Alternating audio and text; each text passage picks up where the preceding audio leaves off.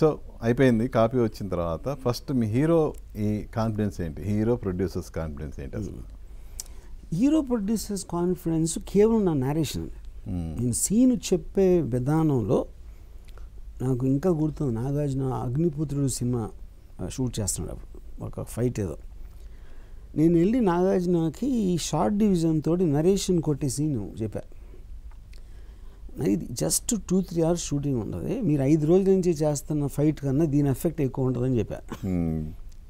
And Nagarjuna feel అయ్యాడు, నేను narrate చేస్తే సీను తను ఫీల్ అయ్యాడు అది యాక్చువల్గా.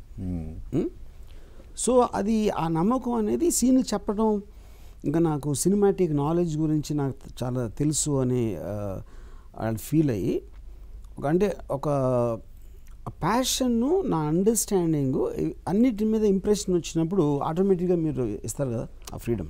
అవును, అదే నేను కాపీ చూసిన తర్వాత ఏంటి వాళ్ళ నమ్మకం ఏంటి సినిమా మీద ఇప్పుడు ఇండస్ట్రీలో కానీ? ఈ వీళ్ళకి ఇప్పుడు అప్పుడు ఏమవుతుందంటే, ఇప్పుడు సురేంద్ర ఉన్నారు అనుకోండి, సురేంద్రకు ఆల్రెడీ జోగి వాళ్ళు చెప్తే పోయింది కొంచెం, ఓకే ఆడదనుకున్నారు. దాని తర్వాత సౌండ్ ఎఫెక్ట్స్తో ఒక రీల్ చూసి అసలు ఇలా జలధరించిపోయింది సురేంద్రకి. అప్పుడేంటి సినిమా హిట్ అవుతుంది అనలేదు, ఇంత ఎఫెక్ట్ ఏంటి అని అసలు ఊహించలేకపోయారు ఎఫెక్ట్స్ ట్రాక్తో చూస్తే. వెంకట్ వాళ్ళు కూడా దేనున్నాడు. సో అంటే ఇప్పుడు పక్కన వాళ్ళందరూ మీకు నెగిటివ్ ఇన్ఫర్మేషన్ ఇస్తూ ఉంటే ఆటోమేటిక్గా ఎంతో కొంత ఇన్ఫ్లుయెన్స్ అవుతారు కదా 100%. సో ఇప్పుడు కొంతమందికి విపరీతంగా నచ్చింది, కొంతమంది ఏమి ఇందాక చెప్పినట్టు దొరసామరాజు వెళ్ళాగా. సో ఇండివిజువల్గా నాగార్జునకి ఎవరేం చెప్పారు, వెంకట్కి ఏం చెప్పారు అనేది నాకు ఆ డీటెయిల్స్ అంత తెలీదు. బట్ ఓవరాల్గా చిన్న suspense reason. Okay, first day talk morning show అయిన తర్వాత ఎవరో నెల్లూరు నుంచి ఒక డిస్ట్రిబ్యూటర్ ఫోన్ చేసి సైలెంట్గా చూస్తున్నారండి, అసలు ఏమి చప్పుడు లేకుండా చూస్తున్నారు. అదే అంటే ఇప్పుడు అలాంటి సినిమా అంటే చప్పట్లు కొడతారు, ఏళ్ళు వేస్తారు, అన్నీ జరుగుతాయి కదా, అదేం జరగలేదు, అందరూ అలా చూస్తున్నారు. మాకు కూడా అర్థం కాలేదు ఏంటో రియాక్షన్. తర్వాత మళ్ళీ సాయంత్రం తనకి ఫోన్ చేసి, లేదు సైలెంట్గా చూడటానికి కారణం స్టన్ అయిపోయారు అన్నారు.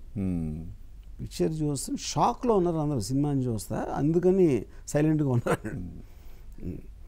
నాకు తర్వాత ఆ మధ్యన పరుచూరి గోపాలకృష్ణ గారు చెప్పారు, ఆయన ఎవరికో ఫోన్ చేసి, ఏంటి అన్నపూర్ణ స్టూడియోస్ కొత్త అబ్బాయిలో చేసాడండి, ఎలా ఉంది సినిమా అంటే, సౌండ్ ఫ్యాంటాస్టిక్ అంటున్నారండి అందరూ.